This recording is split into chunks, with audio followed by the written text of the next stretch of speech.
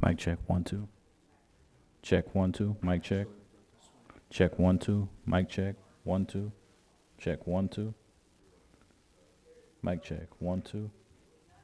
Okay, it's working. It's a little bit, Check 1 2. Mic check. What is a little? it's a little bit staticky, but I'll just have You to got it work with online? Like I can hear it, it's coming through, so.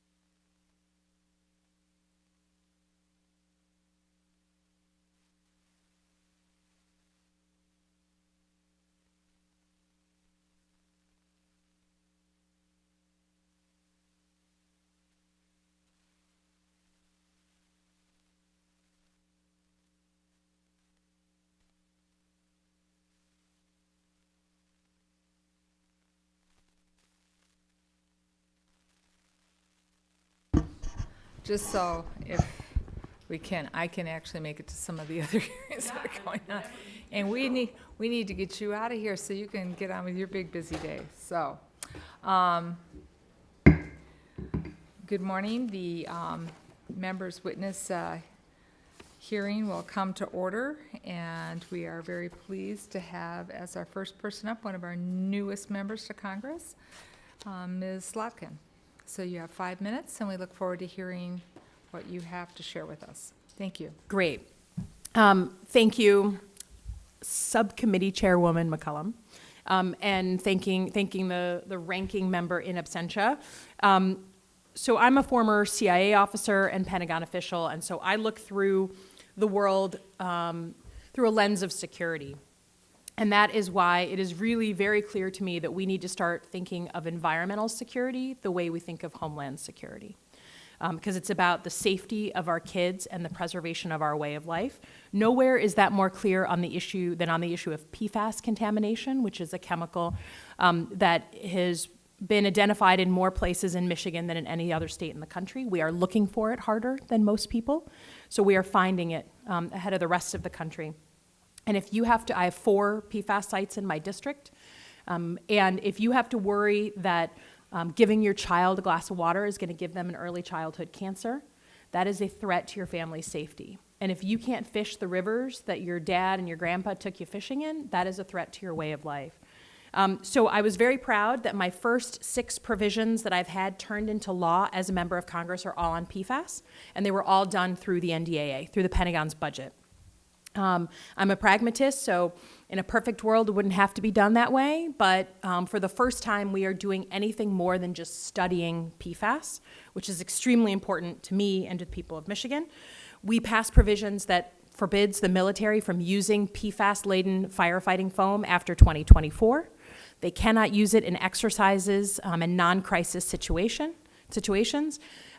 Our National Guard bases now have access to pots of money that only active duty had access to for environmental cleanup, which was at the request of one of our base commanders. But the most important one that I'm the most proud of is the PFAS Monitoring Act, which I actually introduced back in May and got incorporated into the bill that the president signed off on in December, the Pentagon's bill. So under this law, large cities will be required to monitor almost 30 types of PFAS. Smaller communities, so communities under 10,000 people, like where I live in Holly, Michigan, will get help paying for that monitoring. They can't afford, small communities can't afford to be adding additional things without some help. 6 PFAS substances were included in EPA's testing requirements back in 2013 to 2015, but then they dropped those requirements for 2018 and 2020. No idea why. This bill ensures that the next round of testing will cover all 29 PFAS chemicals that EPA knows how to test for in drinking water. In Michigan, we're already diligently testing for PFAS. We've decided to test for it ahead of any national requirement, thanks to our governor's leadership.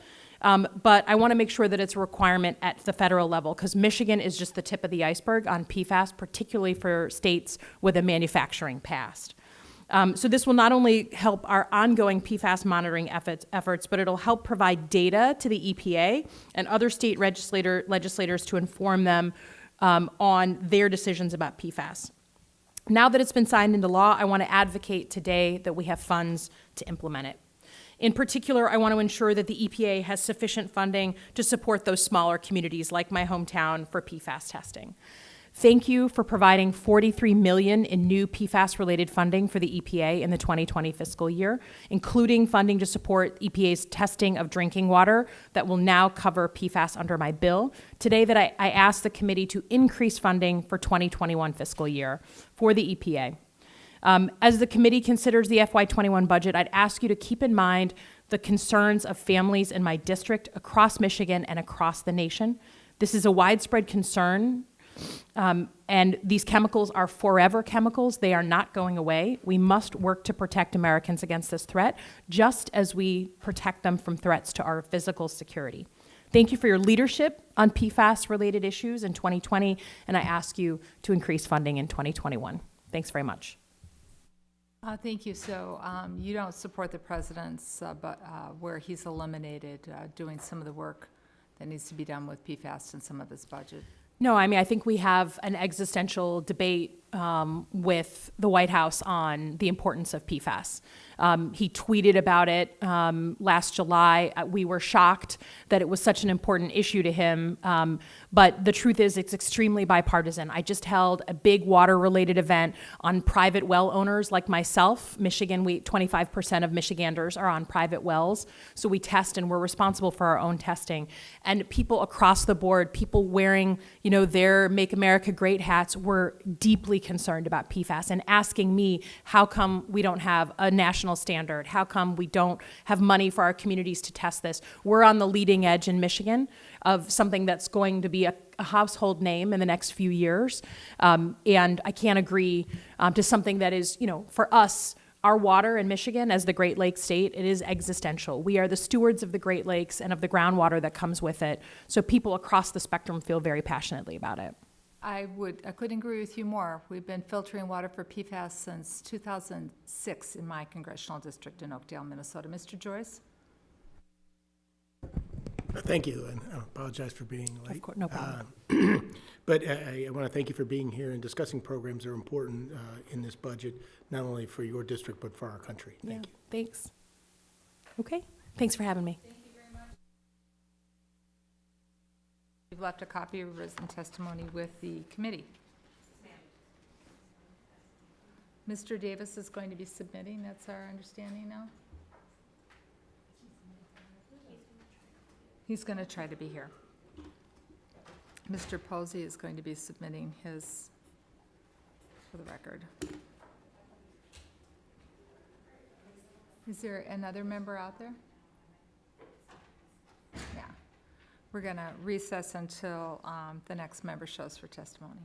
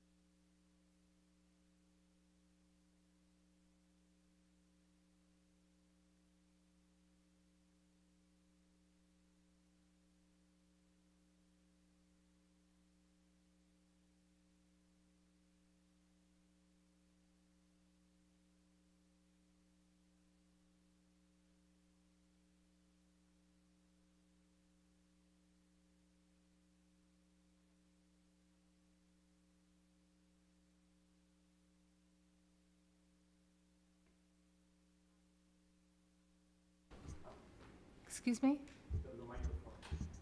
Yeah, it's on.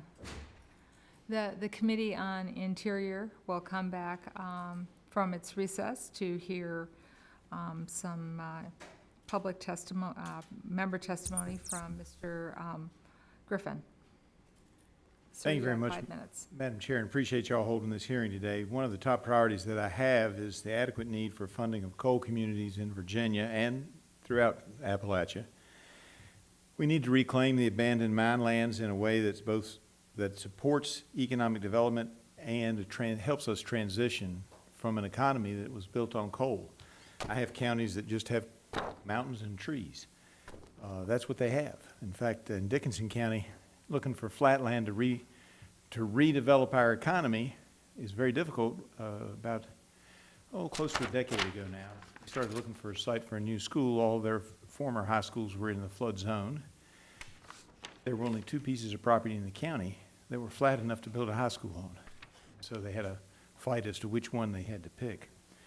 The abandoned mine land pilot project, which has been funded by this committee for some time, for a few years, it allows the top 3 states with the most unmet needs, Kentucky, West Virginia, and Pennsylvania, to have spending, and then subsequent to that taking off, I went in and I got the committee to agree, and the floor ultimately to agree, that the next 3 states, Virginia, Alabama, and Ohio, also with a legacy of coal mining, that includes sites that need restoration. Over the past few years, with the help of members on this committee and my friend from Ohio, Mr. Johnson, we have worked to expand this program to those next 3 Appalachian states with the greatest needs.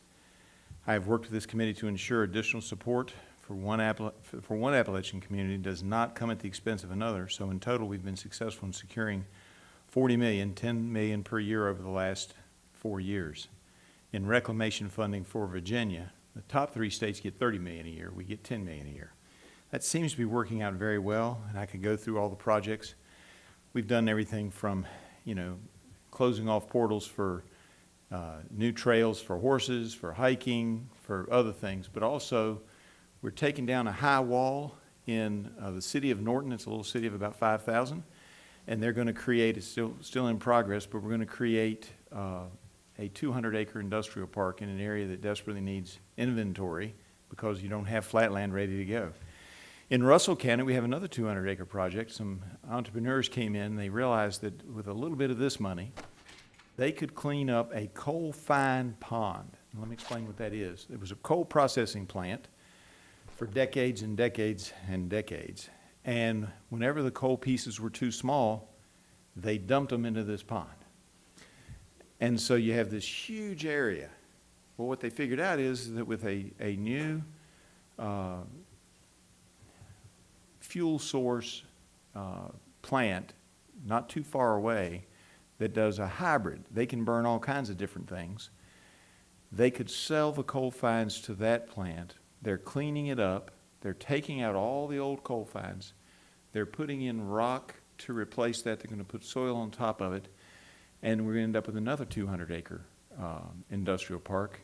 And while both of them have great advantages, this one, just to give you some idea, it has rail because it used to be a coal processing plant. So they had to get the coal out of there. It has a road to get the coal in by truck generally. It has electricity coming in from 2 sides. It has water, and it already has natural gas. And what these folks are going to do is they're turning this entire site over to the county when they finish.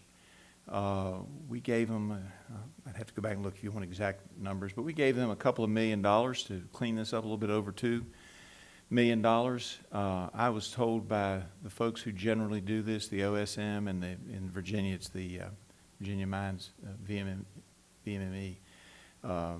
They told us that our $2 million would have taken normal AML funding about $7 million to have done the same thing, and it probably wouldn't have been on the top of the list. Therefore, they were expecting they wouldn't get this project done for another 20 years with the money that they had in the AML funds. So with this AML pilot project, we're taking care of problems, we're getting outside money to come in and help, and we're creating economic development in an area that people always tell us up here, well, we want you to reinvent your economy. Okay, but we need a little help. And this is one of the ways that we're trying to do that, is to create sites where businesses can come in. And I think it's been a real success thus far, both environmentally and economically. And I would hope that you would continue to fund us. We're not asking for any more. Just keep us at that $10 million level in the second tier of the AML pilot project, and we'll be thrilled. If you want more information, I think my printed notes have lots of different things in them. But that really is something that I have seen that is actually working. And, you know, when will it bear fruit in a big way? We're already seeing small signs on the tourism and environmental side that is working. Will we get a new plant in? Well, as you all know with economic development, first you have to have the inventory, and we're about a year away from having that inventory ready, maybe 2 in some cases. And then you have to go out and find a facility. So we're very hopeful. We think this is, though, a key component to our part of Central Appalachia reinventing its economy. Thank you. Thank you for your testimony, and I saw that you're looking at even putting a solar project where. Yeah, that's really there have exciting. been- where coal pollution's now. So if you have a minute, let me So- tell you about that.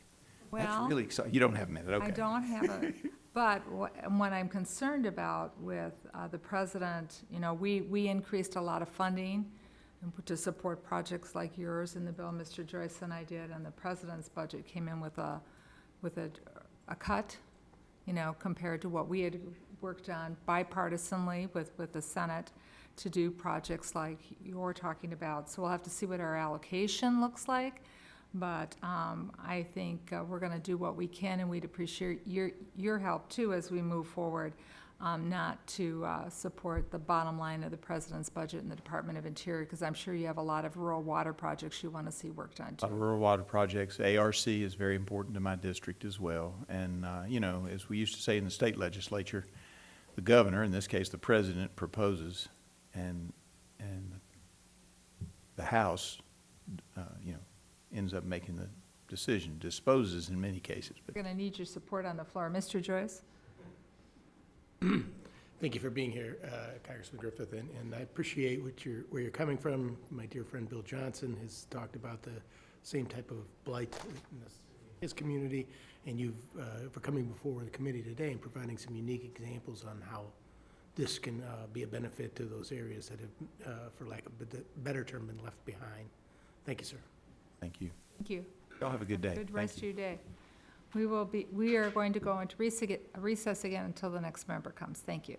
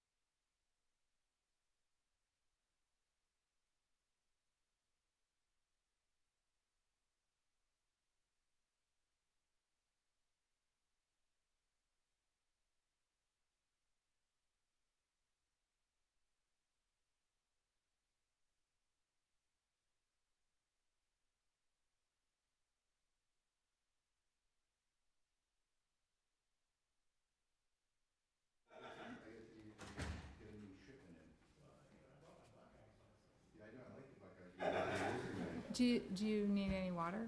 No, I'm all set. Okay. Sure. Okay. No, I'm fine, thank you. The Interior Committee on members' hearing day will continue, and we have before us the gentleman from Massachusetts, Mr. McGovern. Thank you very much. Madam Chair McCollum, Ranking Member Joyce, and members of the committee, thanks for the opportunity to testify. As you begin to draft this year's appropriations bill, I encourage you to provide critical funding for important conservation programs that preserve this country's rich history and natural beauty.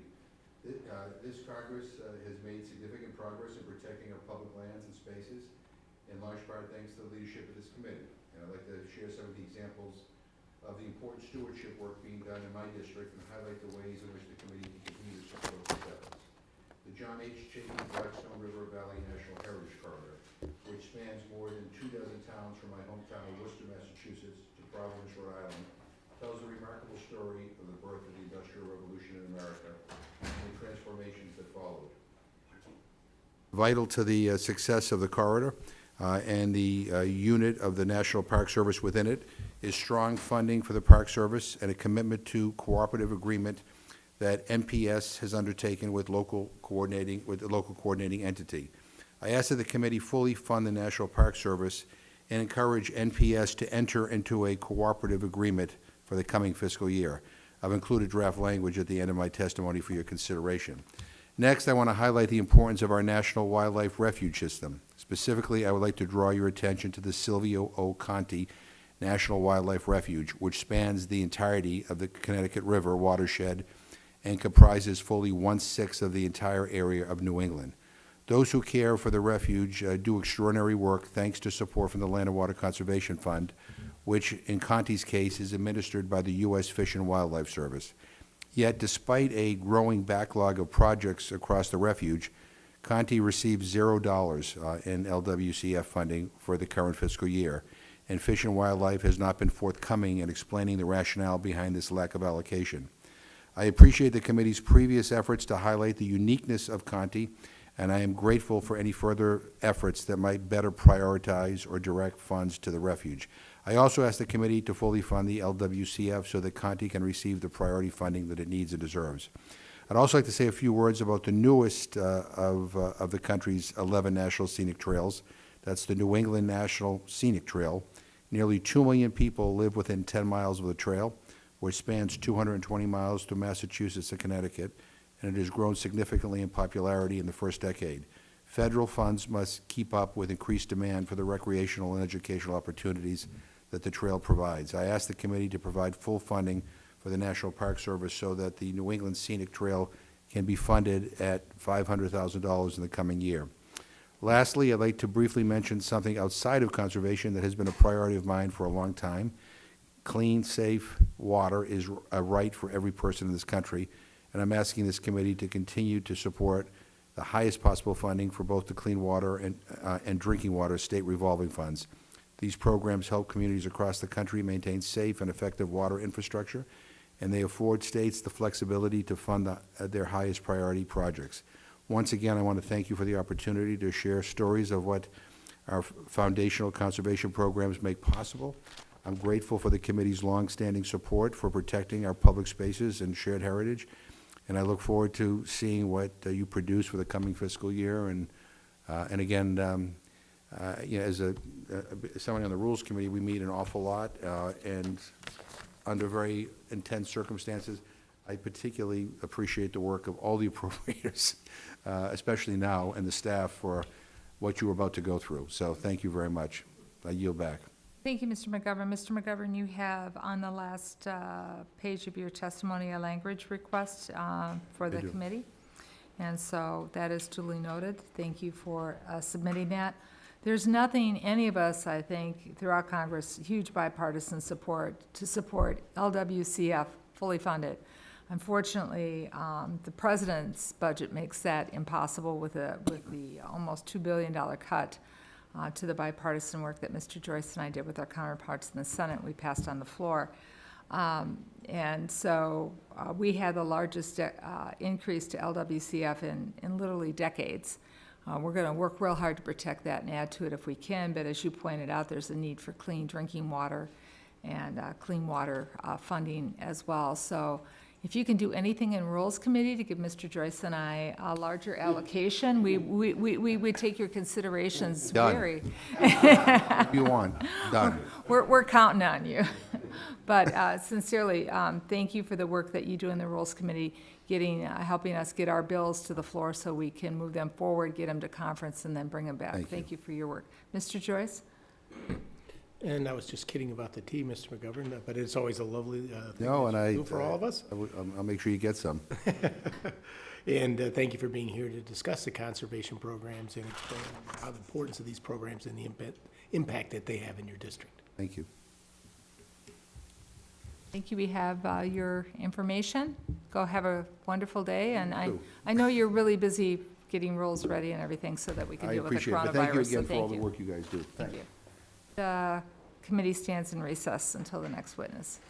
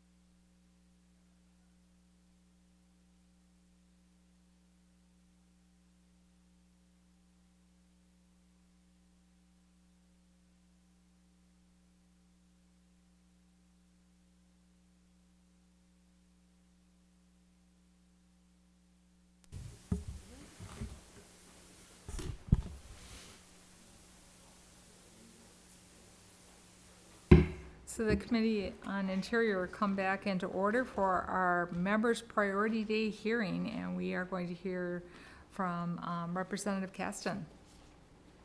Welcome. Thank you, Chairwoman McCollum, Ranking Member Joyce, and members of the subcommittee. Thank you for inviting me to testify today. I've come to urge you to support robust funding of the Urban and Community Forest Program at the U.S. Forest Service in the coming fiscal year. I want to applaud, excuse me, I want to applaud all your hard work on ensuring a funding increase of $2.5 million for a total of $22.5 million last fiscal year. The program provides critical assistance to public-private partnerships that address regional climate change challenges by promoting healthy and diverse forests. The scientific consensus could not be clearer. Climate change is an imminent threat to our health, our economy, and our national security, as well as the health of our forests. The fourth National Climate Assessment released by the White House in November 2018 spells it out clearly. Quote, as growing season temperatures rise, reduced tree growth or widespread tree mortality is expected. The loss of vegetation could exacerbate the effects of climate change that we're already seeing, but it also means that better managing our forests can be a part of the solution to the climate crisis. The Chicago Regional Trees Initiative, or CRTI, is a great example of this solution. CRTI is a collaboration of more than 284 Chicago area partners working to build healthier and more diverse urban forests. Their work involves the Morton Arboretum, U.S. Forest Service, and several other federal agencies, 7 Chicagoland counties and municipal governments, as well as business and community partners. CRTI has shown great success leveraging the power of a public-private partnership to strengthen and diversify our local urban forests. We want to build on the success we've seen in Chicago. Replicating the program elsewhere and solidifying CRTI itself will greatly benefit urban forests across the country. In addition, there is a critical need to restore and improve the urban forest in Region 9 due to the catastrophic losses from the emerald ash borer and build resiliency to changing growing conditions by planting a diversity of trees and protecting the existing trees. 81% of Americans live in urban areas where trees are critical to human health and to address the environmental impact of climate change. I urge the committee to prioritize the Forest Service's regional, multi-organizational collaborations in urban communities most severely impacted by invasive species like the emerald ash borer. These urban forest conservation partnerships provide models of best practices for effective landscape scale community and urban forestry grants. Thank you for your consideration of my request, and I hope you will join me in harnessing the power of our urban canopy to help solve the climate crisis. Well, thank you very much. The urban forestry is near and dear to both Mr. Joyce and I, and we've been working very hard to put dollars into it. As you know, the president zeroed that out in his budget proposal, so we will be not following the president's recommendation and putting funding into it, but being able to do more is going to be dependent upon what our top line number is. The president cut the interior appropriations portion in his budget by almost $2 billion, very substantial $1.9 billion cut. I had some testimony when the Forest Service was in front of us from one of my municipalities of how much money that they are spending just on municipal trees and the disposal of it. This is going to be a huge economic cost, and I think we all need to reach out to our cities and start accumulating what this cost is going to be so that we can make the case even stronger that we need more funds in our overall allocation, especially to address this. Do you have any information from any of your cities? And this is just public land that we have counts on, we don't have on the private. What are you hearing from your constituents? So the Morton Arboretum is in my district, and I have not reviewed their books to talk about the precise numbers, other than just to state the obvious that $22.5 million is a trivial number here relative to the benefit that we get from it. What's difficult is this is a long-term project, right? You know, I tease the folks at the Arboretum periodically that, you know, I go on with Sierra Club to clean non-native species, and then they spend a ton of their effort trying to figure out what species of trees around the world are actually well adapted to the changing climates in the Chicago area, to urban areas where there's pollution and runoff from trees. And I joke with them that if the Sierra Club ever comes in, they're going to have to do a brush cleaning on their premises. But the amount of effort that they have to put in is and again, I don't want to speak to the financial, but it's a long-term issue because they're sitting there with multiple trees that are growing, looking at them over time, trying to figure out how these evolve, trying to figure out which ones are more sensitive to heat stresses. And I don't mean to duck your question, No, but I no, think you are, making 'cause- sure that they have the resources to continue to do that research and frankly expand it is going to be critical. Well, and the arboretums are places our municipalities and homeowners go to for support with the Master Gardener programs and that they offer. Mr. Joyce? Thank you, Mr. Gaston, for being here today to provide some background on this issue that's important to you as well as myself. In northeastern Ohio, we have the problem with the emerald ash borer as well, and its economic impact as well as the damage to the forests of northern Ohio is something that needs to be addressed, and I hope we continue to work together to protect against these invasive species and protect our nature's forests. Thank you. Thank you. So, as you can tell, it's a program the ranking member and I are very passionate about. Thank you so much for coming today and sharing your Thank you. story. Thank you.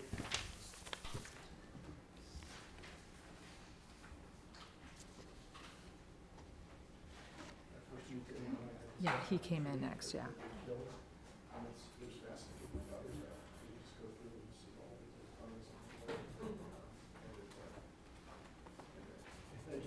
Thank you, Sean. No, I think it's not.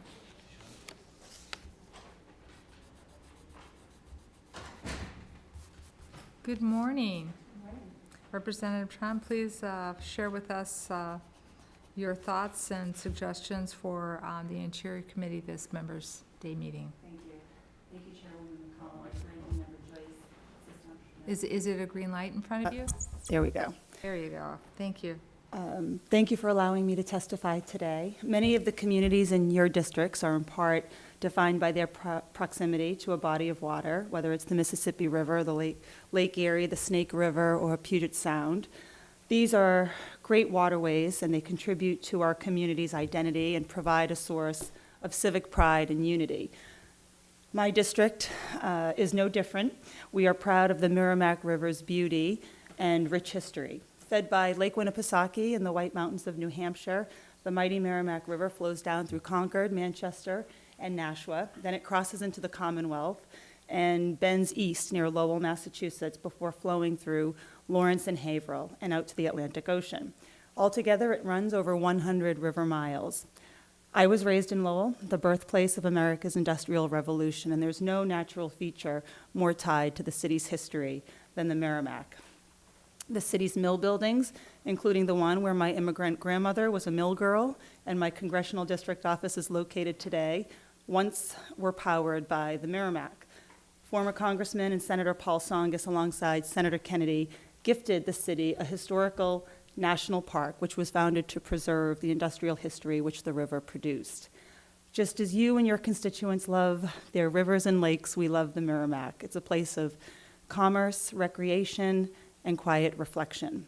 And it provides the drinking water to more than 500,000 people. However, the river and its watershed communities have suffered immensely over many years from repeated releases of raw sewage. These communities are among 800 nationwide that have outdated sewer infrastructure, known as combined sewer systems. Combined sewer systems are named such because they collect waste from homes and businesses as well as stormwater. Equally important, they are designed to channel effluent, called CSOs, into nearby bodies of water. This happens whenever precipitation volume exceeds sewer system capacity. Unfortunately, volume exceeds capacity all too often, and the cost to fix these systems is enormous. Moreover, these challenges can be exacerbated by the growing effects of a warming climate. As it stands, according to the EPA's Clean Watersheds Needs Survey, the price tag to fix CSOs nationwide is $50 billion. In Massachusetts alone, the price tag may be $1 billion or more. For many years, the federal government, through the so-called Construction Grants Program, supported communities' wastewater infrastructure needs. However, in the 1980s, these grants were largely converted into loans. To be clear, programs like the Clean Water State Revolving Fund, or Clean Water SRF, have been invaluable for meeting CWA requirements. Nevertheless, I am seated here today because for many communities, even long-term, low-interest loans are simply beyond their means. Grant funding is absolutely vital when the scale of wastewater infrastructure projects is so large, in the tens or hundreds of millions of dollars. Last year, thanks to the leadership of this committee, the EPA's Combined Sewer Overflow Control Grants Program received funding for the first time in history. Your investment was an excellent beginning, and I commend you for taking that step. However, in light of the scale of the challenge before us, I respectfully request that the committee commit to an ever greater appropriation for the CSO grant program in fiscal year 2021. In 2018, Congress enacted America's Water Infrastructure Act, which authorized $225 million for the CSO grant program. While each dollar counts, the scale of the challenge before us suggests to me that an appropriation even twice the authorized level is warranted. I recognize that this subcommittee has a virtual Sophie's choice when it comes to funding the important priorities that protect the air we breathe, the water we drink, and the land that we hike, hunt, and farm. An increase in funding of the scale I recommend might impinge on other priorities. However, I hope that you will weigh the fact that the CSO problem is one that has been many decades in the making. It harms communities least able to afford the necessary improvements, and we can solve it provided sufficient resources are available. Thank you again for allowing me to testify. I would invite you to the Merrimack Valley to see the river for yourself, but I yield back. Well, thank you, and you were very passionate on this program last year and sought me out on the floor and talked to many other committee members about it, so thank you for your passion.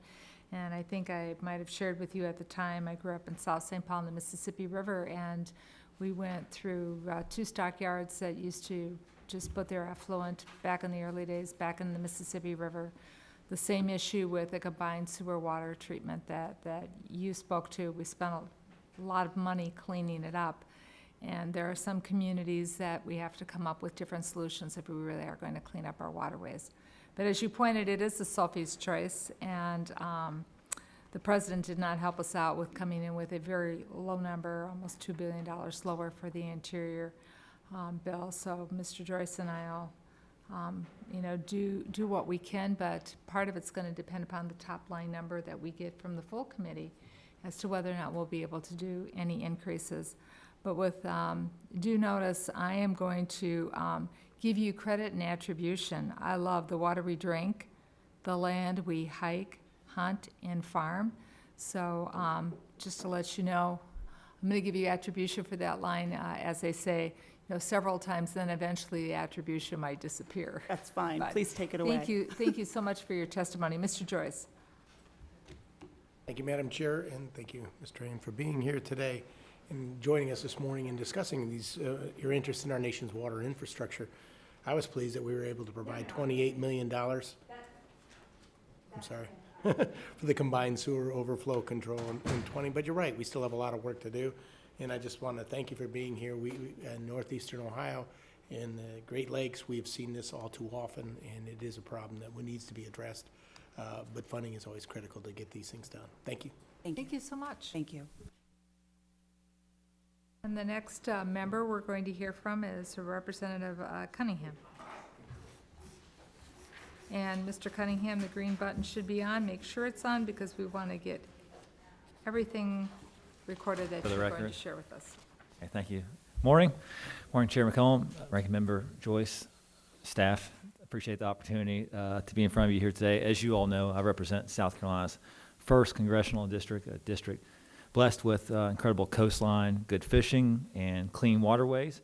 And I'm here to relay my district's concerns about the administration's proposals to bring both offshore drilling and harmful seismic airgun blasting to Atlantic waters, including those off my district, as well as those off the Pacific and the eastern Gulf of Mexico, which together support over 2.6 million American jobs and roughly $180 billion in GDP through tourism, fishing, and recreation.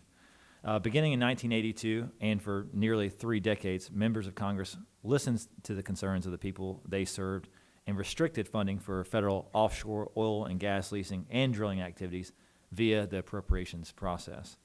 Thank you for working with me and our colleagues to reestablish similar provisions through amendments of the FY 2020 Interior Environment Appropriations bills to limit spending on offshore oil and gas leasing along the aforementioned coast. And I'd urge you to include offshore drilling and exploration moratoria again as you craft the FY 2021 base bill. It is vital that we engage the Senate to ensure these provisions are included in the final package. And without these moratoria provisions, we relinquish our role in influencing the future of offshore drilling to the executive branch. Across the board, the expansion of offshore drilling is a threat to hardworking Americans, coastal economies, and marine life. When oil companies drill, they spill.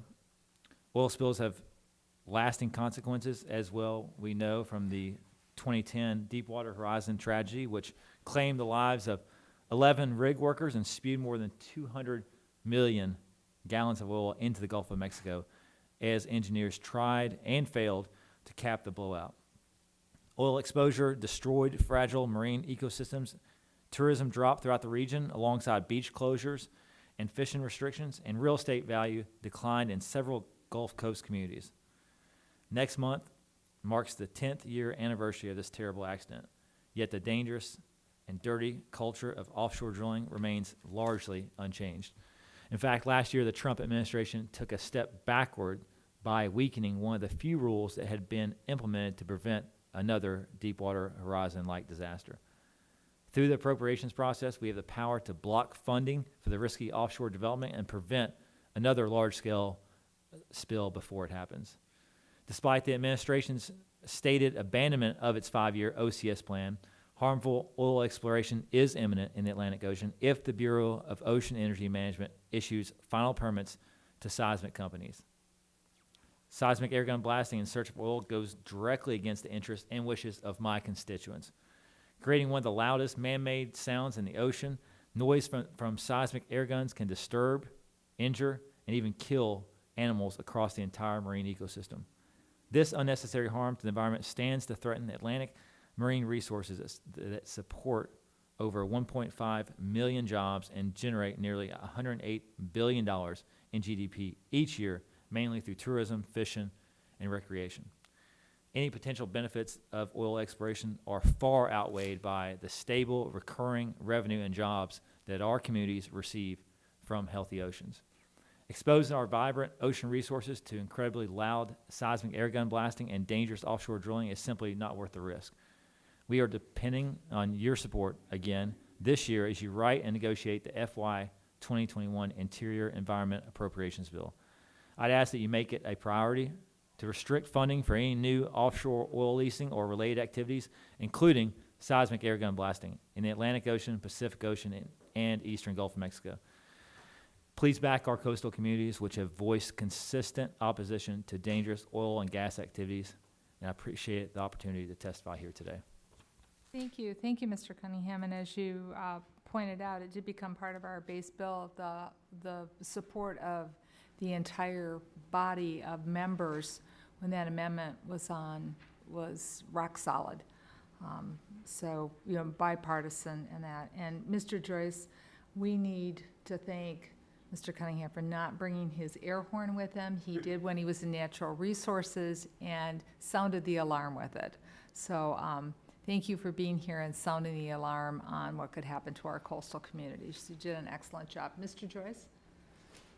Thank you, Mr. Cunningham, for being here and discussing those issues that are important to your district, and certainly have heard you, and we'll try to help where we can.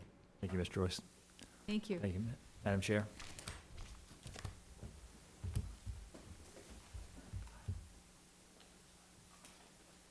The gentleman from New York.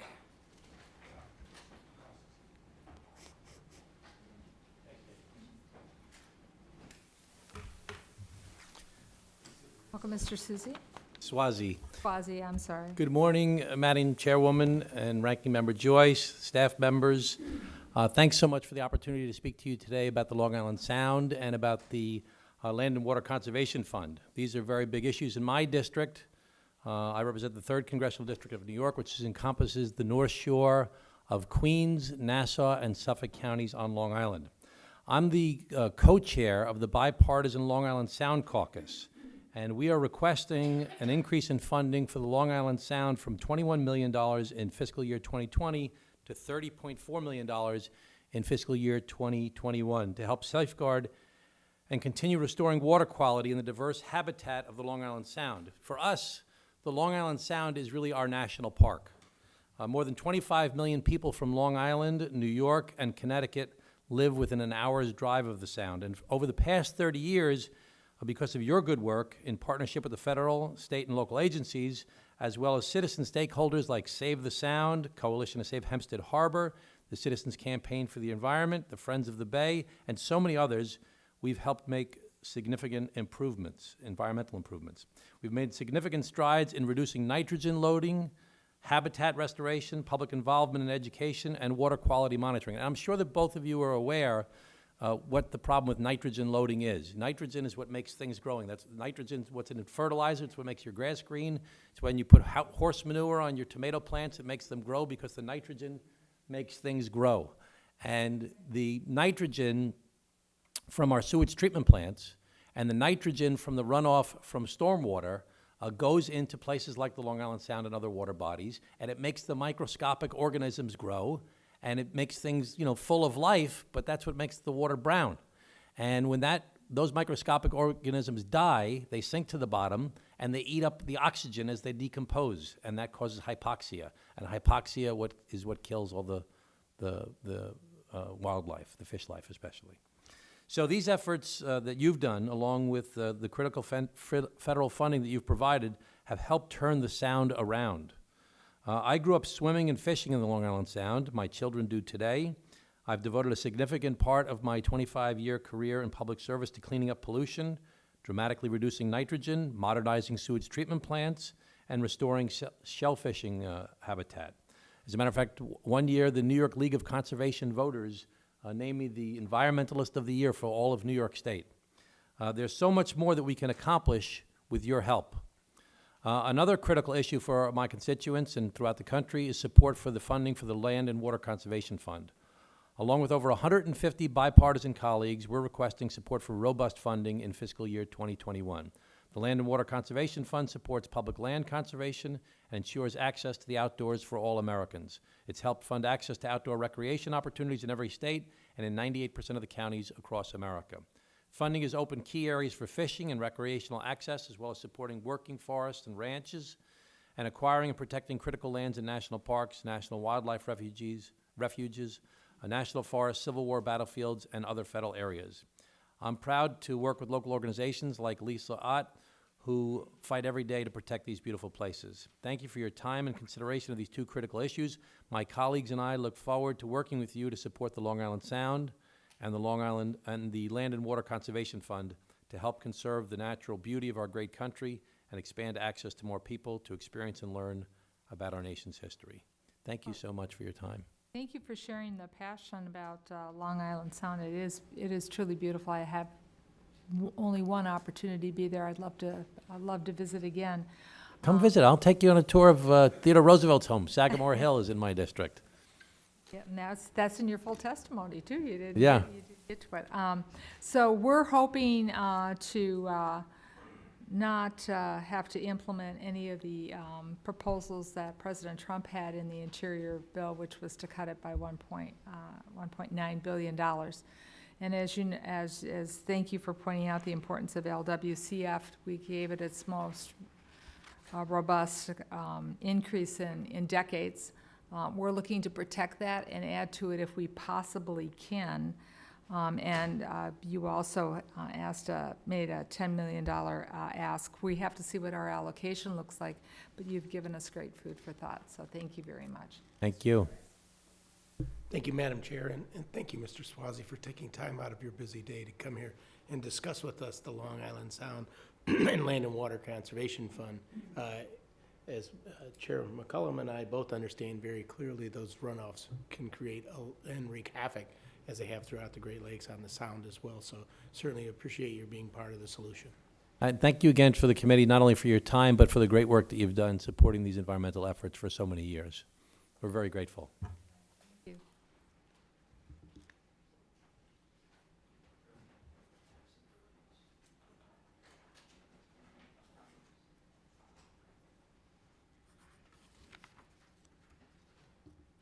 representative, I could say Dr. Schreier, welcome. And please start with your testimony. Green light on? You're good to go. Green light's on. Thank you, Chairwoman McCollum and Ranking Member Joyce. I'm here today to discuss a few issues of great importance to me, specifically funding for Puget Sound recovery efforts, the U.S. Forest Service's Legacy Roads and Trails program, and increasing recycling and reducing the use of single-use plastics. All that being said, I may not have time to touch on all of these, and I will submit comments at the end. I, along with my colleagues, will soon be submitting a formal appropriations request for $38 million in funding for EPA's Puget Sound Geographic Program. Every EPA dollar spent on Puget Sound recovery efforts has leveraged more than $24 in matching funds from other federal agencies and local partners, an enormous return on investment. The Puget Sound region is home to 19 federally recognized tribes, which includes 17 with tribal treaty rights, and the federal government is obligated to ensure these tribes' treaty-reserved rights are protected. Several species of Pacific salmon and steelhead in Puget Sound are listed as threatened under the Endangered Species Act. The iconic southern residence killer whale is on the brink of extinction, with a population at a 30-year low of 73 southern residents. Consistent, dedicated funding to the Sound will greatly benefit the region and future generations to come. Also, I'm planning to introduce legislation which will codify the U.S. Forest Service Legacy Roads and Trails program. This program leverages public and private funding to address water quality and access for threatened and endangered species like the Chinook salmon, bull trout, and steelhead. It was created in 2008 because the General Forest Service road maintenance budget was unable to address the sheer volume of blocked culverts, landslides, and washouts that were impacting water quality and access for threatened and endangered species. In 2018, the Supreme Court ruled that Washington State had an obligation to restore habitat to meet its promises to the tribes. Washington State will have to replace each fish-blocking culvert with a larger design. It is estimated that this will cost about $4 billion to the state, and we have until 2030 to meet that requirement. Narrowing a stream to a culvert forces a waterway that could be 12 feet or more wide into a far smaller pipe that increases water pressure throughout the culvert, often to the point that fish can't swim upstream. And some culverts are also elevated too high for returning fish to jump.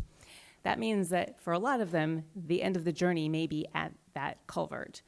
And for them, that will be the end of their journey. Even if there are miles of pristine habitat beyond, they won't be able to get there. So while our state addresses culverts and downstream barriers, there are thousands of upstream barriers on U.S. Forest Service lands which desperately require similar fixes. Now's the time to invest in upstream habitat so that when we open those culverts, the salmon have a place to go. Funding has been zeroed out since the program was moved under the capital improvement and maintenance line item in the budget. The last pot of funds provided for this was in 2018. I respectfully request that the committee fund the program at the 2018 level of $41 million under the capital improvement and maintenance line item, and request the U.S. Forest Service continue tracking and reporting of these projects. Lastly, an issue that is of great importance to me and others in this room is the overwhelming plastic waste stream that is polluting our land and water. We need to reduce the use of single-use plastics and increase recycling rates throughout the country. I'm leading a letter with Congresswoman Haley Stevens of Michigan, which is currently circulating, which is calling for increased funding for RCRA and further data collection regarding to the needs assessment of the U.S. recycling industry. Strong data is the foundation of good policy. For too long, the recycling program in the United States has been characterized by its lack of reliable, comprehensive data. Municipalities and stakeholders from across the spectrum require strong data to make targeted and informed decisions. By conducting a nationwide census On the types and capacities of recycling programs in existence, we can better determine our needs and investments. Having the authority of the EPA and behind this request is crucial. Private industry is unable to comprehensively collect the information on a nationwide scale. Better data will lead to better investments, and we can help ensure materials can be recycled. Manufacturers can use this to identify consistent sources, and they can look for opportunities for the use of those materials. In summary, I thank the committee for the opportunity to testify on these issues of incredible importance. Thank you. Well, thank you. Mr. Joyce and I both had the opportunity to be out in the Puget Sound area and saw all the great work and the leverage and the difference that it's making. And we have many regional programs. Mr. Joyce and I come from the Great Lakes, but we feel that they're all equally important. We might have a favorite, but we don't pick a favorite when it comes to supporting your request and others throughout the bill. And I thank you for your comments on recycling. We held a hearing on plastic recycling, and we've been trying to work with the EPA about, we need a national standard so it makes sense to people about what's going on. In my opinion, it's just too confusing. People want to recycle, and they think they're recycling, but they're not, because the packaging's so varied and so confusing for folks. So thank you for bringing that to our attention as well. But with that, Mr. Joyce and I are going to need some deeper pockets with a little more money in them to work on some of these great things that have come forward. We thank you for that. Mr. Joyce? Thank you, Dr. Schreier, for coming here today, and I'd be remiss if I didn't say that to our colleague here on this committee, Derek Kilmer, has done a wonderful job advocating as well as you on your behalf. Thank you for being here.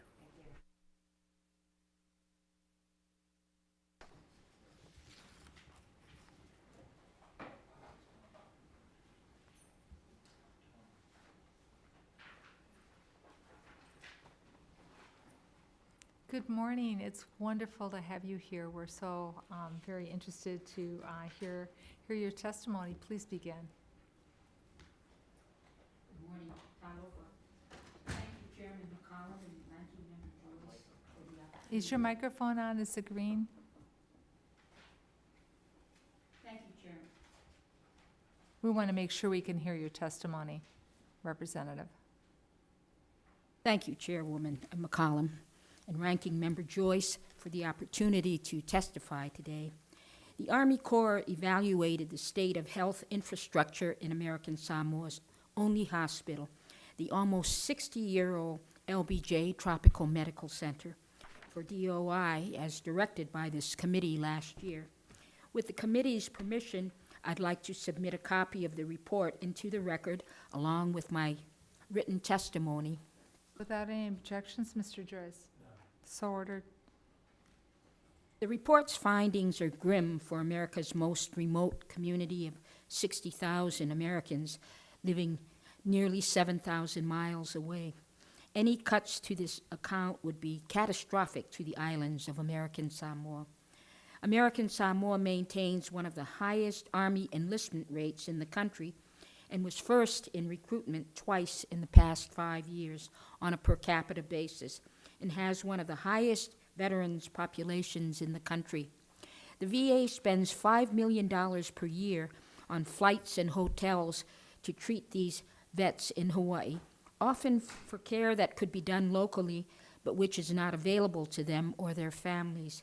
The Army Corps report states bleakly as follows, quote, "The current infrastructure of the LBJ Territorial Medical Center Hospital is in a state of failure due to age and environmental exposure.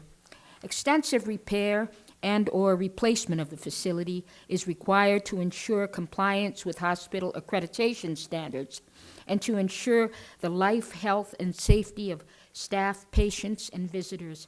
While the facility structure has held up relatively well, it is not in compliance with current seismic and wind requirements, and retrofits would be expensive and disruptive. The electrical and mechanical systems are in poor condition and in need of immediate repair. Architectural deficiencies have led to mold and mildew growth in critical areas, exposing staff and patients to significant health risks. Plumbing, water treatment, and medical gas systems are all in failed or failing condition. The facility is partly dependent upon funding from CMS, and further degradation of the infrastructure will result in non-compliance with standards and will result in denial of accreditation. LBJ is the only full-service healthcare facility in the territory, and further degradation of the plant infrastructure will hamper the delivery of care to American Samoa's population. Notwithstanding these poor conditions, our local government officials and hospital staff were able to successfully avert a major outbreak of measles that caused nearly 100 deaths in children in independent Samoa just 100 miles away last year. But no deaths occurred in American Samoa. The Army Corps reports modernization costs will range from over $100 million for minimum compliance improvements to over $500 million in total hospital replacement costs.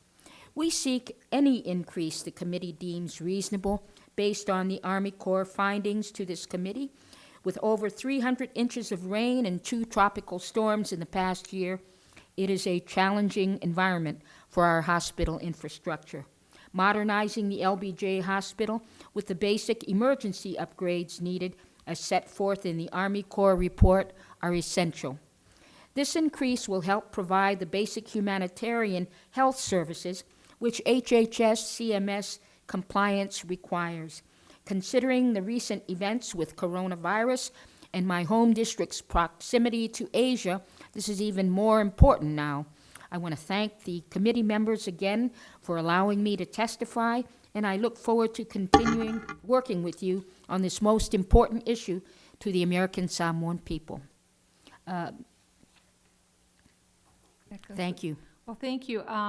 So part of our charge is funding insular affairs, and so we will look at the report and also look to see where there might be other funding revenues that could be helpful on this. So thank you for bringing the information, and that's so sad that so many children lost their lives to measles. So having good public health infrastructure that people can rely on is very important. To have that happen so close to your population must have really been disturbing, but because you have had some good public health, and we want to keep it that way with having a good hospital. So thank you so much for sharing. Could I ask, do you have any reports or concerns you could share with the committee about resiliency and climate change? We're also working on that in here in the future. That would be very helpful for me as we move forward. We need to make sure that you know, all of our territories, all of our brothers and sisters' voices are heard at the table when we work on these issues. So I thank you so much for coming forward. It was a pleasure having you here.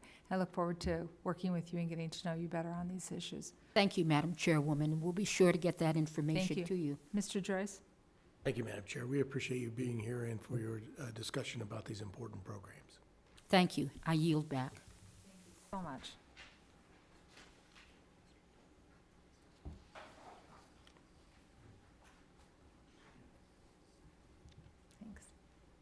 Mr. Davis, you've had a busy morning. We're so glad you were able to make it over here. And when you're ready, we'll let you get started. And I think the green light should be on for you. It is. Thank you, Chair McCollum and Ranking Member Joyce, for allowing me the opportunity to testify before both of you today. I'm here to speak in support of moving my bill, H.R. 139, the Springfield Race Riot National Historic Monument Act, which would designate the site of the 1908 Springfield Race Riots as a National Historic Monument to preserve and recognize it as an important part of our nation's history. The site and artifacts were unearthed during construction of the Carpenter Street segment of the Springfield Rail Improvements Project in my district, and consists of the remains of 5 homes that were burned during the 1908 Springfield Race Riot, one of the 3 worst race riots in our nation's history. At the time, the event demonstrated that racial injustice was not an isolated issue only in the South, but one that needed to be addressed across this country, even in the hometown of Abe Lincoln. Ultimately, the riots that occurred at the site in Springfield played an integral role in the formation of the NAACP. Designating this site would commemorate an important piece of history as a public reminder of how far we've come and how far we have yet to go. Last year, the Department of Interior released their reconnaissance survey, which found that the site is likely suitable for designation as a National Historic Monument. The bill has also received a hearing in the House Natural Resources Subcommittee on National Parks, Forests, and Public Lands. Further, our national parks are a wise investment, with a return on investment of nearly $10 for every $1 invested. These investments support over 300,000 jobs and contribute $36 billion in economic activity to our country every year. National monuments like the Springfield Race Riot site would provide not only a tourism and an economic benefit, but a critically important historical and educational benefit that can be combined with the current historical and educational benefits currently being operated by the National Park Service at the Lincoln Home Historic Site. And I will remind the committee, this Race Riot site is mere blocks away from the already existing National Park Service Lincoln Home Historic Site. I respectfully request that the committee appropriate robust funding for our National Park Service and work to move my bill through the House in order to give this site the recognition that it deserves. And thank you, and I yield back. Are you currently in front of the Natural Resources Authorization Committee with this? We have had a hearing on this bill through the subcommittee through the Subcommittee of Jurisdiction, the Subcommittee on National Parks, Forests, and Public Lands. And one of the committee members who's on the authorizing committee is like shaking her head in very strong support. Yes, she'll be testifying later, Representative Haviland. So I look forward to being able to support that bill on the floor. The Historic Preservation Office, which is the group of technicians and archaeologists and the rest that find these artifacts and work along with especially Department of Transportation and other major construction projects, is something that this committee's worked very hard to keep the funding up on, even though the president, I'm not sure if he's at 80% cut or zeroed it out totally. I don't have the numbers right in front of me. But these historic preservation officers are very, very important in our states and in our tribal nations. So you just reemphasized that for us as well in this committee. I agree with you, Madam Chair. That is, and you're right, I'm from Minnesota, and we have our own story to tell, whether it's with our Native American brothers and sisters, or with other immigrant populations, or with African Americans who were brought over here through no choice of their own, through slavery. We have our own stories we have to share, our own stories we have to teach our children. We are part of that, the story, the good, the bad, and sometimes the very bad. So thank you for making sure that as a history teacher, we teach the whole history. Mr. Joyce? Thank you, Madam Chair. And thank you, Mr. Davis, for coming here before our committee this morning to discuss your important bill, H.R. 139, the Springfield Race Riot National Historic Monument Act. Given the importance of this event in our nation's history, I want to be supportive of your efforts to give this site the recognition that it deserves and continue to provide robust funding for our nation's parks. Thank you. Thank you, Ranking Member. Anything else you want to add? Thanks for your consideration. We really appreciate the opportunity to come before you today. We look forward to your bill being on the floor, sir.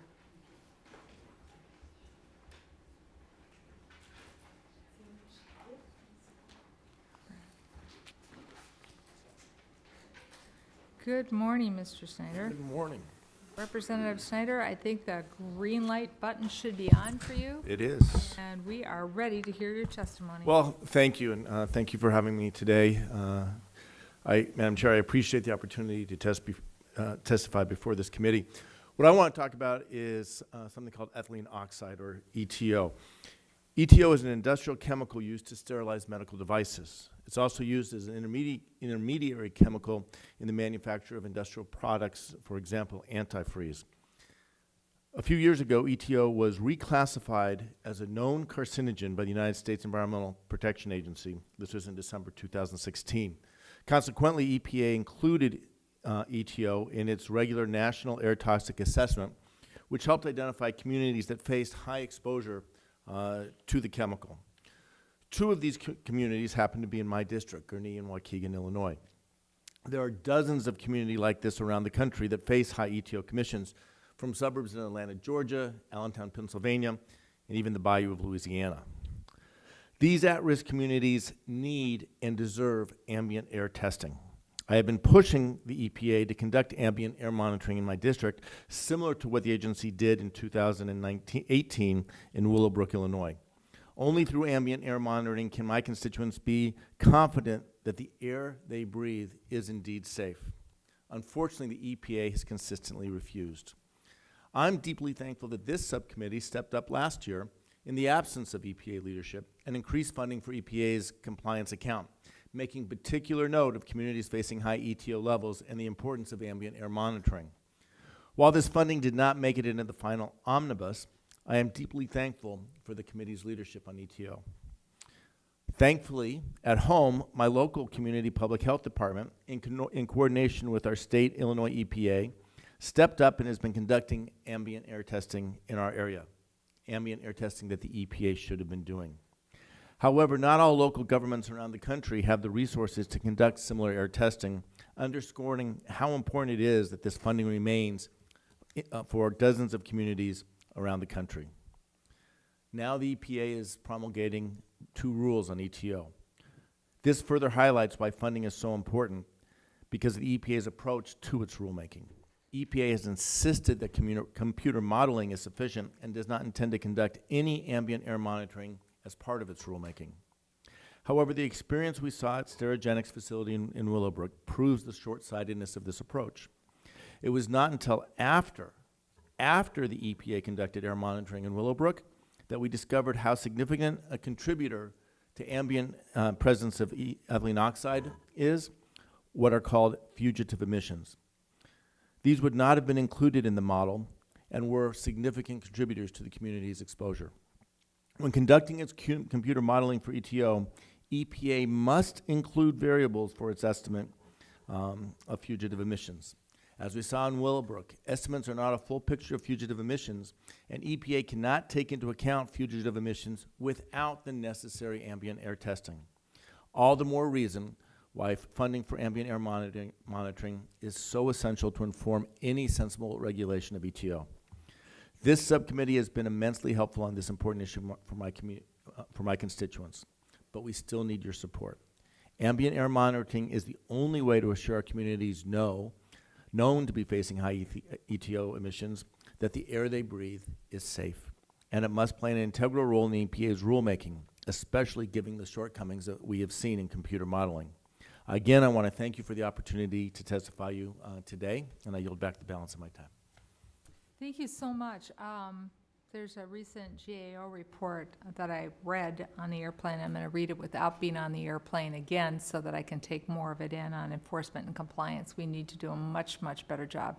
I think you've given a real good example of what the expectation our citizens, the people that we represent, have of the EPA monitoring and doing air quality work. And you've taught me a lot about this over the past year and a half, and I'm looking forward to doing more on this issue. We had a different chemical release in my district, and we need to be present when those things are happening and monitoring public health. So thank you for bringing this to our attention, and also for you realizing the hard slog it is sometimes for us to not only get the funding, but then to get the person hours to do the compliance, to do the enforcement, as well as just the basic monitoring that needs to be done. So thank you so much. Thank you. Mr. Joyce? Thank you for your time here today, Mr. Schneider. Thanks. Look forward to working with you. Thank you.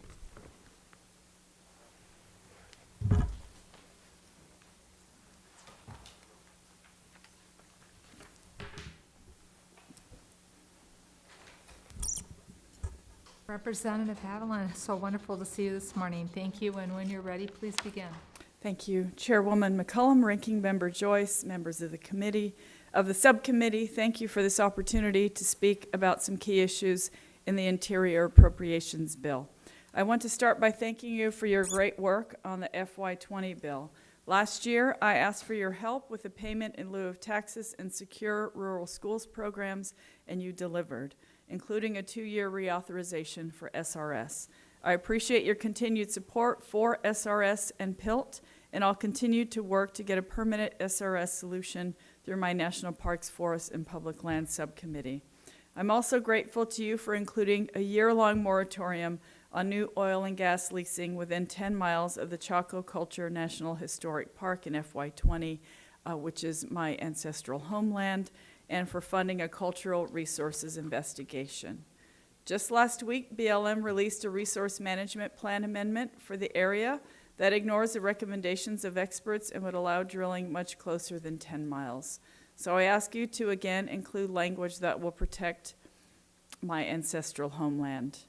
Thank you for reversing the President's proposed cut to the Land and Water Conservation Fund in FY20. He proposed to cut it again by 97% in FY21, and I urge you to fully fund the LWCF at the authorized $900 million level.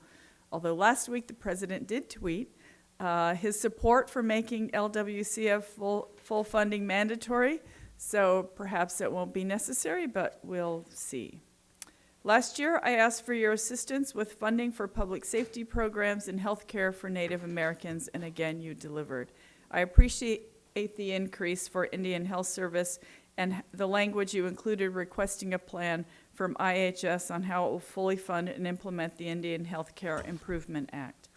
I'm also grateful for your efforts to increase funding for law enforcement and tribal courts and to support programs to address recidivism in Indian country by providing mental health and substance abuse services when needed by juvenile and adult detainees and prisoners. I urge you to continue that good work in FY21. I'm especially grateful that you work to significantly increase funding for implementation of the Violence Against Women Act in Indian country, because more than 4 in 5 American Indian and Alaska Native women have experienced violence within their lives, and 56% have experienced sexual violence. Your continued support in these areas will help change the lives of Native American women and girls. The government shutdown in early 2020 showed us how tribal communities can be vulnerable during a lapse in appropriations, which puts Native American lives in danger. I support your efforts in the FY20 bill to investigate the changes needed to develop and manage an advance appropriation for IHS, and I welcome the opportunity to continue working with you on this through the authorization and appropriations process. Finally, there's a briefing tomorrow about water access in this country. It will highlight a study released last year that reported that Native American households are 19 times less likely than white households to have indoor plumbing. 58 out of every 1,000 Native American households lack complete plumbing, and an estimated 30% or more of people on the Navajo Nation lack access to running water. I appreciate your support for the Clean Water and Drinking Water State Revolving Funds to help build and repair water infrastructure nationwide and across Indian country, and I urge you to do what you can to increase that funding level and set aside a greater portion for tribes. Thank you again for your great work, and really appreciate the opportunity to testify. Well, thank you. Thank you for your comment on this committee's support for funding payment in lieu of taxes, but it really belongs back in Ways and Means and not in the Interior budget. So we're going to work really hard to remove it out of this committee's and back into where it had been before, if it's in the mandatory funding. Thank you for your kind words on the increases we were able to do in Indian country, and you're so spot on about access to clean drinking water, especially in tribal communities. And now more than ever, as we're at clean drinking water and just clean potable water for washing hands and that, especially, you know, all the talk about if you want to be safe now, wash your hands. Well, you have to have access to water in order to be able to do that and keep you and your family safe. LWCF is a beloved program, and I want to thank you as an authorizer for the authorization work that you did on it. Thank you for the lofty goal that you're trying to hold us to of $900 million. We gave it a robust increase. Mr. Joyce and I hope we can show it some love again, but without a bigger top-line number, we would have to, well, you know what would happen to clean drinking water, EPA enforcement, and everything else. But it's something that's near and dear to our hearts. We appreciate all the work that you did in the authorization on that, because that gives us a wonderful opportunity to talk about how I need a bigger top line number to work on all these programs and meet the needs of people, not in Indian country, but throughout the United States. Mr. Joyce? Thank you, Madam Chair, and thank you, Ms. Holland, for being here today to discuss the importance of funding for Indian Affairs, for the Indian Health Service and the EPA's Clean Water and Drinking Service Revolving Funds. I think it's fair to say that Indian country programs manage to be a nonpartisan issue on this committee, and I'm sure with Chair McCollum and I will continue to work towards making sure that we fund them as best we can. Thank you. Thank you. McGuitch?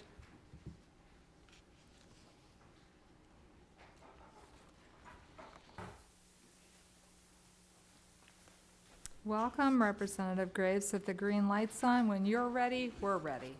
Hey, fantastic. Well, thank you. I'm Garrett Graves, represent South Louisiana. I want to thank you for the opportunity to come testify for the committee. I appreciate y'all opening the doors to allow us to come discuss priorities. Perhaps, Madam Chair, we'll start with the Land and Water Conservation Fund. I heard the previous speaker in your dialogue, and certainly Land and Water Conservation Fund is an important part of investment to preserve and protect some of these important resource areas across the United States. And like you, I also have seen recent action between the Senate and the White House in regard to announcing full funding for the program. I do want to make note, though, that every penny of that program, the funds are derived from off the coast of the state that I represent. To be fair, there are 5 or 6 states that produce offshore energy. Alaska does a little bit. California does a little bit, but the majority of it is Texas, Louisiana, Mississippi, and Alabama. And as a matter of fact, if you take the offshore production off the coast of our state and you compare it to the other 5 states, we produce more than, well, probably about 4 times as much as the other 5 states combined. So the majority of this money by far is derived from off the coast of Louisiana.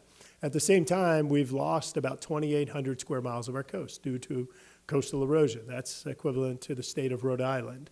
And to see folks out there announcing permanent funding and full funding for the Land and Water Conservation Fund without investing in the conservation of the very area where these funds are derived is unbelievable. It really is.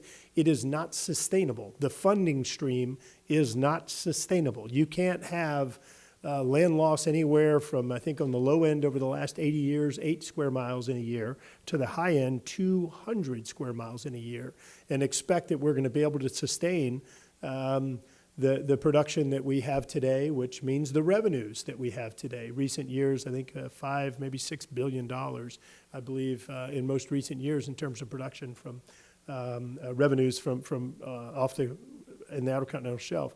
So I strongly urge you, take a look at the Mineral Leasing Act that shares 50% of the revenues with states, and I think we should have some sort of parity for the states that host the offshore production, because this is an important part of our energy security. And although it may seem counterintuitive, that natural gas that we're producing off the coast has actually been the major reason why we have had a reduction in emissions in the United States in terms of greenhouse gases, and it's going to allow us to continue to reduce emissions both domestically and globally as we export natural gas to 35 countries around the world. Our cleaner natural gas, in fact, Russian gas is about 41 to 47% greater or dirtier emissions than in the United States. So number one, I support Land and Water Conservation Fund, but I do not support it unless it is paired with coastal impact assistance or revenue sharing for those states. I can speak on behalf of the state of Louisiana and say that we would dedicate every penny of that revenue to the sustainability of our coast. No other programs, every penny would go to the sustainability of our coast. As a matter of fact, there's a constitutional amendment that would lock it in for that purpose. That's my first request. I also want to make note that as we move forward on this legislation, folks are talking about full funding the Land and Water Conservation Fund, $900 million. Under current law, 12.5% of new energy revenues post-December of 2006 already goes in the Land and Water Conservation Fund. So if we lock in $900 million, it's going to end up being over $1 billion in annual revenues because of this other portion. So we need to be thoughtful about that. We would gladly take that other portion that currently is locked in, and you could give it to us for impact assistance, and I think that would be a great fix. Number two, CITES permitting. Last year, we had asked for y'all to include funding for CITES permitting. In particular, in Louisiana, we have an abundance of alligators. They are sustainably managed in many cases on alligator farms, in other cases in the wild, but we have a very robust management program that ensures the sustainability.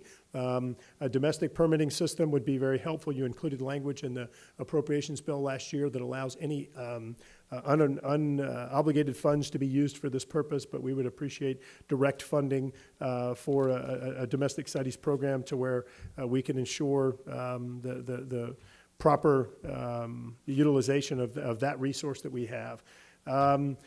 Lastly, I just want to make note again, there's all this emotional discussion on climate change and energy sources, and certainly we have an obligation to ensure a sustainable future for our nation and our planet.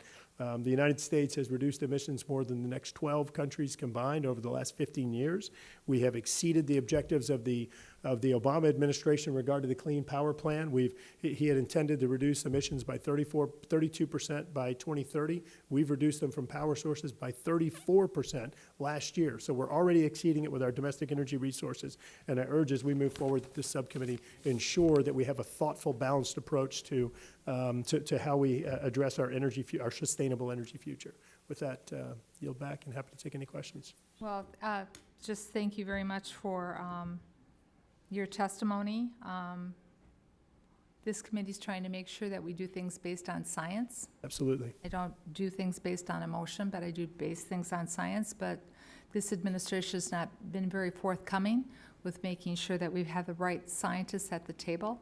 Climate change is real. It is something that we have to deal with. You're in the eye of the hurricane, literally, with it. And I want to do everything I can to build in coastal resilience, to make sure that your community and your constituents continue to thrive, as well as some of the climate changes that we're seeing happening. I'm from Minnesota. I'm right up the river from you, right? And our river hasn't gone down. And I'm concerned about flooding in my district, but when I think about flooding in my district, believe it or not, at night I think about flooding in your district because I've been down there. I was just recently down there in Louisiana.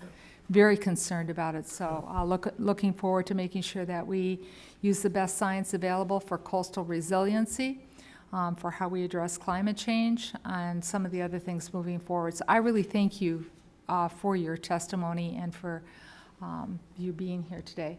And I learned a little something about alligators along the way, too. Joyce? Thank you, Madam Chair, and thank you, Mr. Graves, for being here and for your advocacy on these issues. I can tell you that adding in on the north coast of America, as I like to tell folks on Lake Erie, we're suffering from the same problems with coastal erosion at a much more rapid pace than we ever felt before. So it's something we do need to address on a nationwide basis.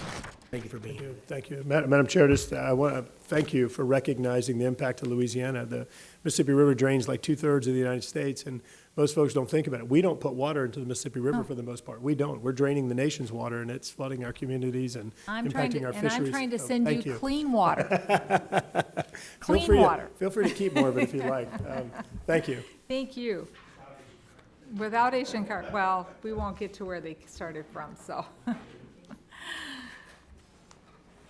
Good morning, Representative Jackson Lee. So wonderful to see you, and when you're ready, please start your testimony. Thank you. Good morning, Madam Chair. Good morning to the ranking member. Thank you for your courtesies and allowing me to be here. Let me first of all start with something that I'm enormously excited about, and therefore I'm coming to the committee of importance, and that is the Emancipation Historic Trail Act 434 that was, I think, passed because of the generosity and graciousness of my colleagues in meteoric time. It was passed out of the House and Senate and signed by the President of the United States it is now law. It is only the second commemoration of the history of African Americans in terms of a trail. It is a trail commemorating the historic announcement by Captain Granger west of the Mississippi of all of those states that the slaves were free. It was 2 years later than 1863. And it is the only trail in the state of Texas that is solely contained in the state of Texas. I am respectfully asking this committee, as you did for the sesquicentennial and as you did for the 400 years of recognizing slavery, but in any event, that this particular trail be funded. Again, it is now law. I'm not asking you to fund anything that has not been placed into law. And as you have indicated to us, we needed to do everything that we had to do, or we did everything we had to do, which is to include the idea of the authorization and the passage by the House and Senate and the President and the signature of the President of the United States. So, Madam Chair, and to the ranking member, I'd appreciate that being a top priority in terms of the funding from those particular accounts. And that is, again, H.R. 434, the Emancipation Historic Trail Act. I am in great support, and I'll briefly just acknowledge the National Endowment for the Arts. We were in Alabama with the recognition of Bloody Sunday, and the representative or the head of the National Endowment of the Humanities was there, and it evidenced how important that work is in capturing the history of the United States. I support the Hbcu Historic Preservation Program. Would like to see if there would be, if I'm looking at the number correctly, maybe additional dollars to be placed in that. As you travel around historic, the HBCUs, they're mostly 1800 colleges, meaning built in that time or before, in the 1800s, and they are truly historic entities and need our help. I support the Historic Preservation Funds of $95 million, the Natural Heritage Partnership as well, and I have others. And may I ask unanimous consent that the entirety of my statement be put in the record? Without any objection, Mr. Joyce? None. I support the $2 billion, thank you, Madam Chair, $2 billion for the EPA Drinking Water State Revolving Fund, just coming out of Michigan, and Flint, Michigan is not in my district, obviously, but still in great need. I am in great support of the amounts for the EPA Brownfield assessment, and if I have the number correct, I may want an increase in that funding, but I want to emphasize that in the last year, I discovered a cancer cluster in my congressional district. 1,000 people were at a town hall meeting that I had. 3/4 of them stood up and said they had a history of cancer, family members who died, and we're trying to make that particular area a EPA cleanup priority, and I would specifically like to make that request. It's called Fifth Ward, Texas, around Liberty Road, and we'll be seeking one of these cleanup grants, and would really appreciate recognizing that we're finding existing brownfields of sort contaminated by creosote by Union Pacific Railroad over a 50-year period. I guess that's a little bit too long, but over a period of time that the family members are still alive who will get up and tell you, mom died, aunt died, son died, I have cervical cancer. It was absolutely overwhelming, and we're still trying to work with those individuals, and certainly we're not getting much help from those who are in that, who are attributed to. And I support the $82.5 million for the Office of Law Enforcement of Fish and Wildlife. I also support any funding dealing with preservation of endangered or threatened animal and plant species. I think we are at a loss when we don't recognize the importance of preservation of those elements, and as well for the Multinational Species Conservation Fund. So I thank you. I am particularly here with hands folded on the Emancipation Trail and particularly on the EPA brownfields. It is directly impacting both my community and my city, and I thank you all for allowing me this time. Well, thank you. Thank you for your support of so many programs that this committee works very hard to fund. And as you know, the president, when it comes to the arts and humanities, zeroed out your point to the HBCUs is well taken and has been something that was historically underfunded, as well as many other priorities that you have listed in this bill. So thank you for your thoughtful, including you have even the preservation for the Japanese American confinement sites. So thank you so much for your thoughtful notes on this. I think you agree with me. I need a bigger allocation. Yes, I will agree with you. And I think Mr. Joyce would agree that we need a bigger allocation to do a lot of our good work. But thank you so much for your support in the work that we do, and we look forward to working with you in the weeks to come as we bring the bill to the floor. Mr. Joyce? Thank you, Madam Chair, and thank you, Ms. Jackson-Lee, for your time and testimony here this morning. Thank you. If I may be allowed a yield moment to the Madam Chair, is there anything further that I need to do in my very conspicuous and open interest in H.R. 434, the now signed into law, now a law that indicates the next steps for that to go forward, which is, it's a study. As you know, we are not allowed to do Yes, I'm designated very much so. Yes. community interest programming funding, or as people shorthanded up here, earmarks, which is just advocating for something in your district that's part of the law.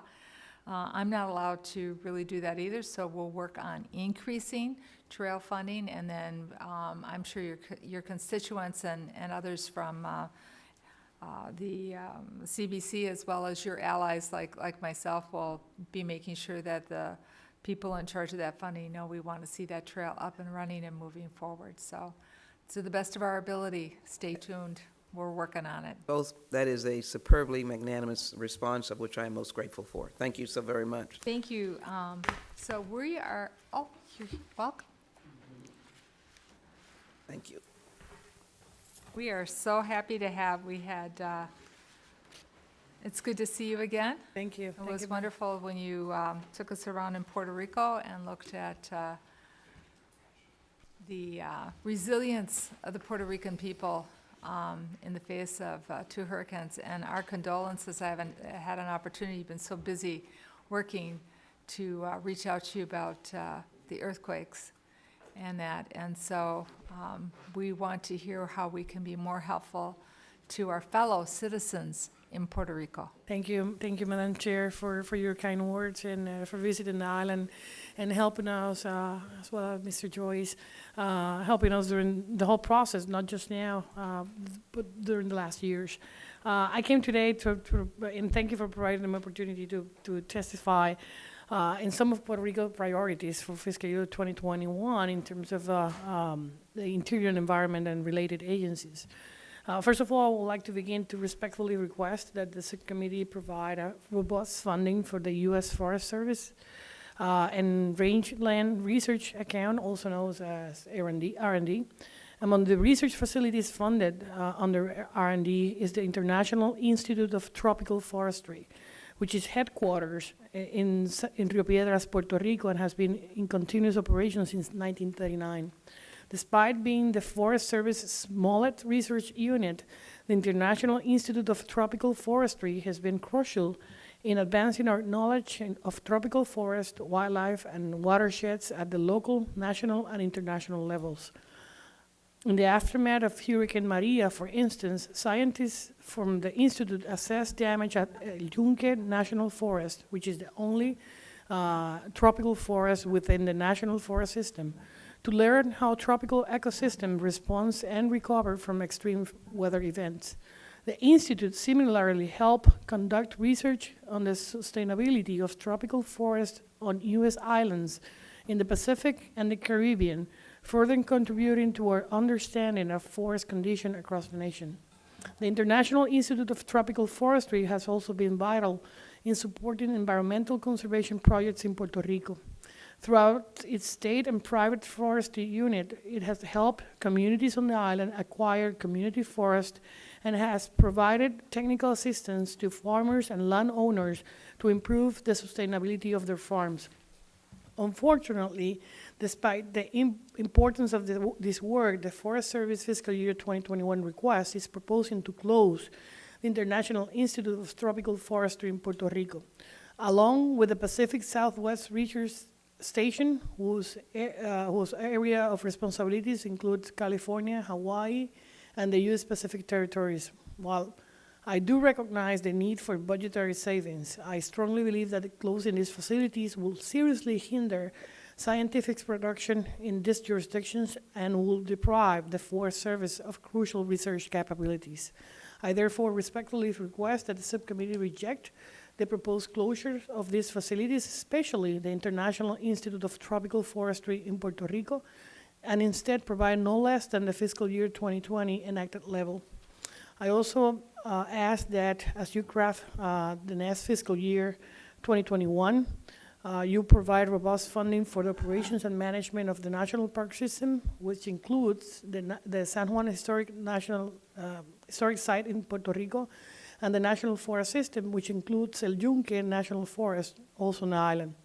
Additionally, I request that strong support for the National Wildlife Refuge System. We have 5 national wildlife refuges on the island: Cabo Rojo, Culebra, Desecheo, Laguna Cartagena, and Vieques National Wildlife Refuge.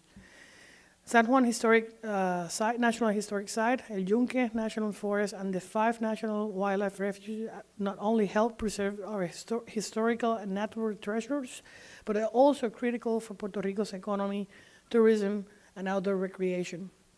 Lastly, I respectfully request the highest possible level of funding for the U.S. Geological Survey for earthquakes hazards programs, including the Advanced National Seismic System Regional Network Support.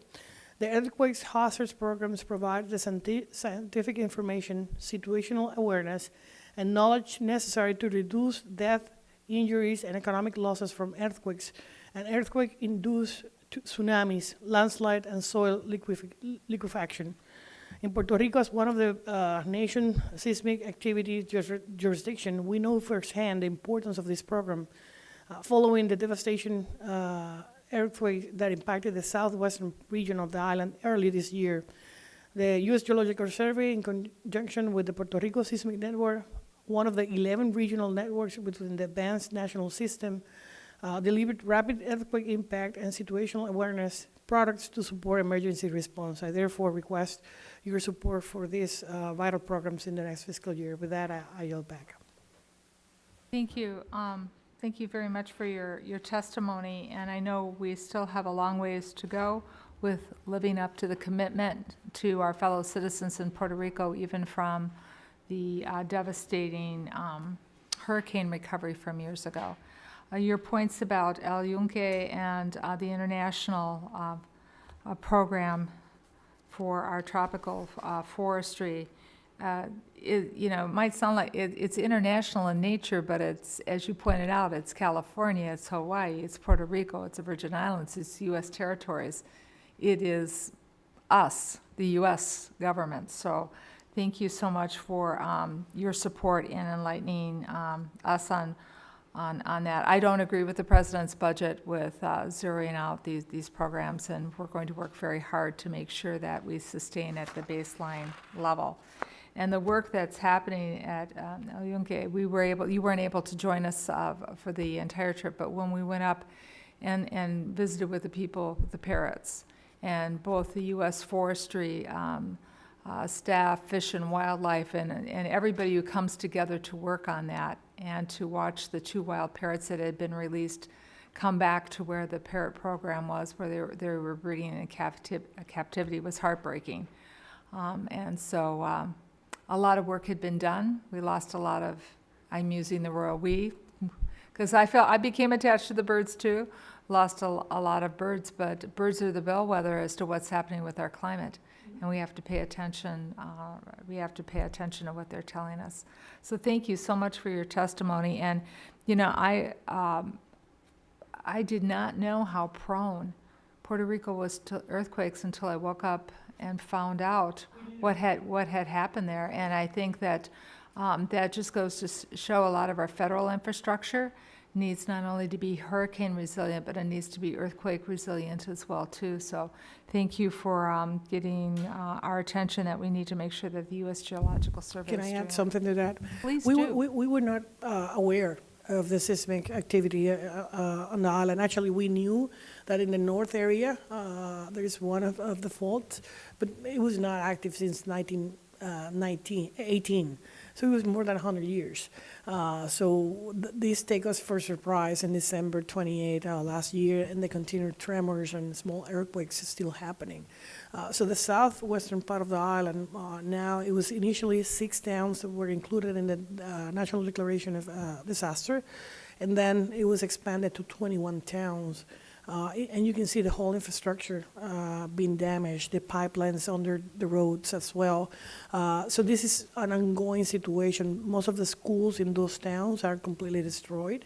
So there's no classes as we speak in many of those towns, and we're still dealing with moving people from those areas to voucher with Section A from housing in the north part of the island. So it was the seismic network and the U.S. Geological Survey that actually with boots on the ground installing new equipment, making more surveys in conjunction with the University of Puerto Rico Mayagüez campus. And they brought new buoys and alarms and systems where they never were before. So that's the importance of having the U.S. Geological Survey helping us out, identifying those areas in the south part of the island that never were studied before.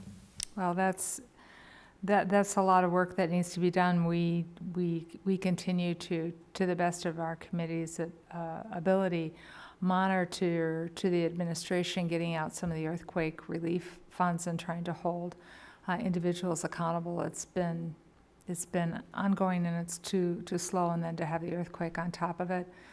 So please, on behalf of me, let my fellow citizens of Puerto Rico know that many of us are not just cheering for them, we're working for them right alongside of you. Mr. Joyce? Thank you, Madam Chair, and thank you, Ms. Gonzalez-Colon. For sharing your thoughts on several programs that are important to your constituents in Puerto Rico, including the Earthquake Hazards Program and the International Institute of Tropical Forestry. We certainly appreciate your being here and testifying as to the importance of those matters. Thank you, sir, and thank you again, both of you and the committee, for the hard work during the last years. Now the FEMA administration has been handling a lot of the issues in a good way. In terms of the earthquake recovery, but again, this is an ongoing situation, so we need to see the tremors to stop, and that's something nobody can handle at this time. Thank you, and I yield back. So thank you very much. This concludes the hearing, and we stand adjourned until our next hearing on the Department of Interior budget request tomorrow, March 11th, 2020. Thank you.